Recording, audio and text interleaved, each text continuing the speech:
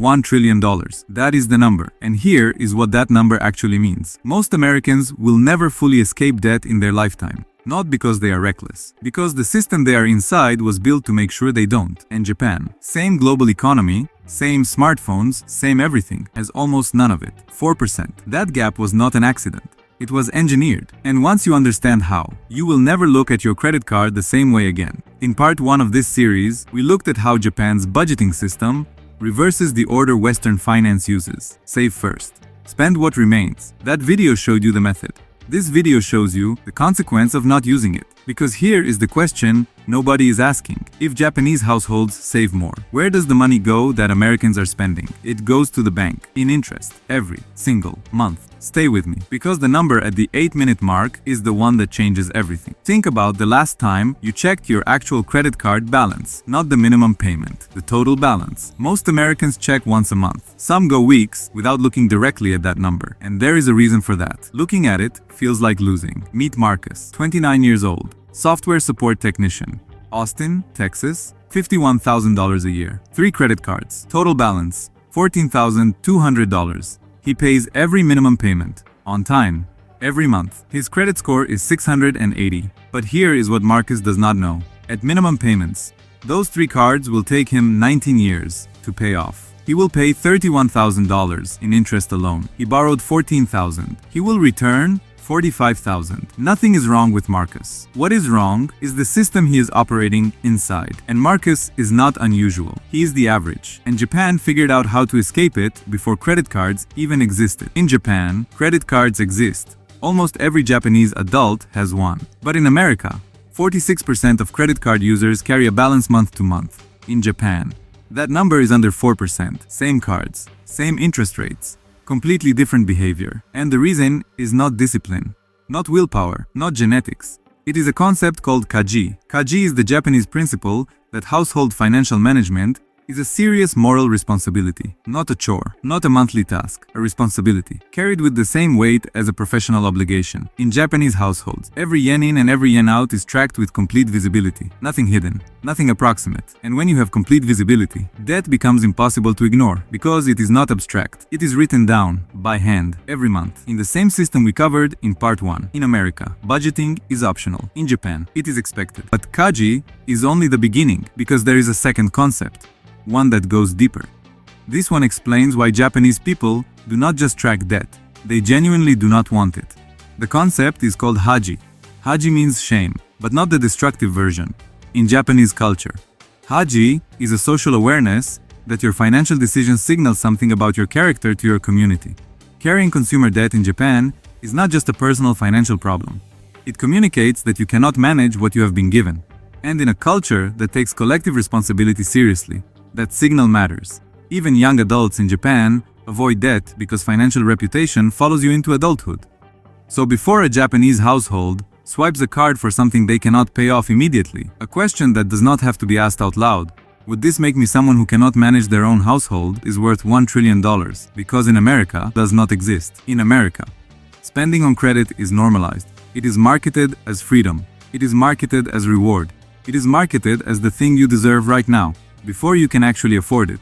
And 46% of American credit card holders have been successfully sold that idea. And set in here is where it stops being a cultural observation and starts being a mathematical catastrophe. Because the gap between 4% and 46% does not stay the same over time. It compounds. 2 people, same age, 25, same income, $50,000 a year. Person A is American. She carries $5,000 in credit card debt at 24%. Pays the minimum every month. Person B is Japanese. She carries 0 debt. She puts that same minimum payment, $110, into savings every month instead. Fast forward 30 years. Person A has paid $22,000 in interest on that original $5,000 balance. Person B has invested $110 a month for 30 years at 7% average return.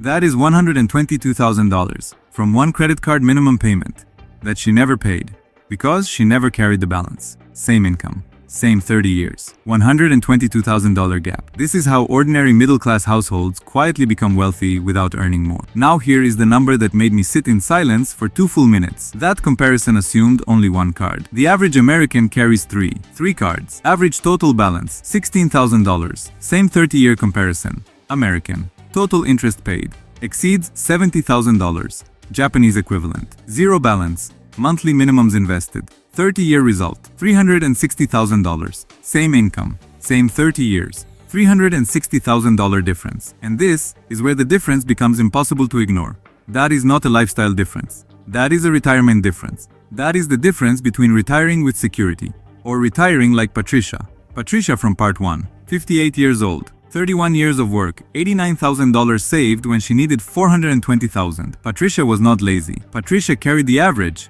and the average, compounded over 30 years, is exactly this number. So the question is not whether Japanese culture is better than American culture. The question is, which behaviors does your culture make automatic? And which ones does it make invisible? America makes spending automatic. One click. Tap to pay. Buy now, pay later. Auto-renew. The friction between wanting something and owning something has been engineered to near zero. And when friction disappears, spending becomes unconscious. You have felt this. The subscription you forgot about. The card you swiped without thinking. The purchase you justified in the moment and regretted 3 days later. That is not weakness. That is what happens when a system removes every natural pause between impulse and action. Japan never removed those pauses. Japan built a culture that adds them back in. The kakeibo method from part 1 is not just a budgeting system. It is a friction generator. Every time you write a purchase by hand, you create a pause. Every time you assign it to a category, you create awareness.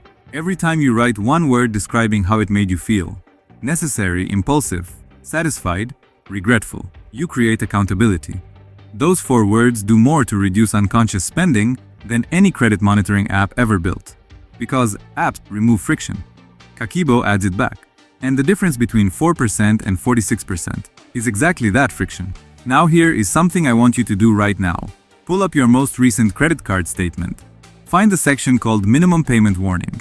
It is required by law to be there. Read the number next to. If you make only the minimum payment, you will pay off this balance in. Read that number and sit with it, whatever that number is. That is your current trajectory. That is what the system has planned for you if you continue exactly as you are. And that trajectory was not designed by accident.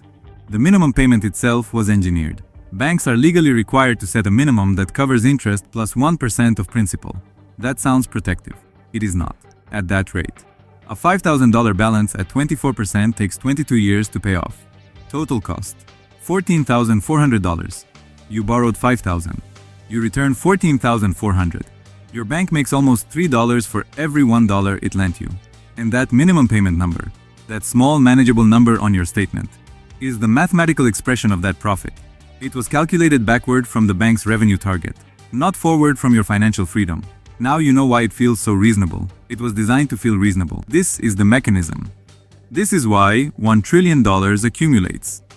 Not from recklessness, from reasonableness, from paying exactly what the system asked, every month, on time. So what do you actually do? 3 steps. Starting tonight. Step 1. List every credit card you carry, the balance, the interest rate, the minimum payment, total the balances. Then open a free minimum payment calculator online and calculate your actual payoff timeline. Look at that number. That is the first moment of real visibility. Most people who do this step feel something shift immediately. Not because the number is good, because they finally stopped looking away. Step 2. Stop adding to the card with the highest interest rate this month. Not forever, just this month. 1 month of not adding to the highest rate balance is worth more than any budgeting trick you will find online. This is where most people give up, because it feels too small to matter. It is not small, it is the turning point. Step 3. Whatever you were going to spend on that card this month, put it toward the balance instead. Even $50 extra changes the payoff timeline by months. Even $50 extra reduces total interest by hundreds. This is not a dramatic overhaul. This is one decision, made once. That compounds every month from here. Now here is something I want to share with you, because knowing these 3 steps is not the same as having a system that makes them automatic. In part 1, I introduced the kakeibo method, the Japanese tracker that makes spending visible and savings intentional. I built a done-for-you version of that system. It is called the Real Wealth Tracker, and I built it specifically for someone in exactly Marcus's position, someone who is not reckless. specialist. Someone who is paying everything on time. Someone who just needs to see the full picture, clearly, in one place. Inside the tracker, there is a credit card visibility sheet that shows your actual payoff timeline the moment you enter your balance and rate, not buried in a statement, right there, in front of you, every month. There is a spending awareness log built on the same 4-category kakeibo system from part 1. And there is a monthly reflection page. The same question Japanese households have asked for 120 years. Does what I spent this month reflect what I said I valued? I built this because I wish I had something this simple when I first started understanding this system. If you want to start today, the link is in the description below. You can open it in 5 minutes. Most people who tried find something they were not expecting within the first 10 minutes. Not a number, a pattern, one they had been paying, without ever choosing to. I want to leave you with one final thought. Japan did not reach 4% credit card debt by being disciplined. They got there by building a culture that made certain decisions automatic. And culture, at the individual level, is just habit. Repeat it daily, until it becomes invisible. The habit of writing down every purchase. The habit of seeing the total before you add to it. The habit of asking, necessary or impulsive, before you swipe. Those habits are not complicated. They are just uncommon in America, because the system around you was built to make the opposite habits feel normal. And normal is expensive. $1 trillion expensive. Now, we have covered why Japan has almost no credit card debt. We have covered what that gap costs over 30 years. And we have covered what you can do starting tonight. But there is a layer we have not touched yet. Because avoiding debt is only one half of the Japanese system. The other half is what they do with the money they are not sending to banks every month, how they save it, where they put it, and why the structure of Japanese saving creates a result that most Americans will not reach in 30 years of trying with the current system. That is part 3, and the number in part 3 is larger than the number in this one. If this video helped, the algorithm shows it to more people when you watch one more. That video is right here.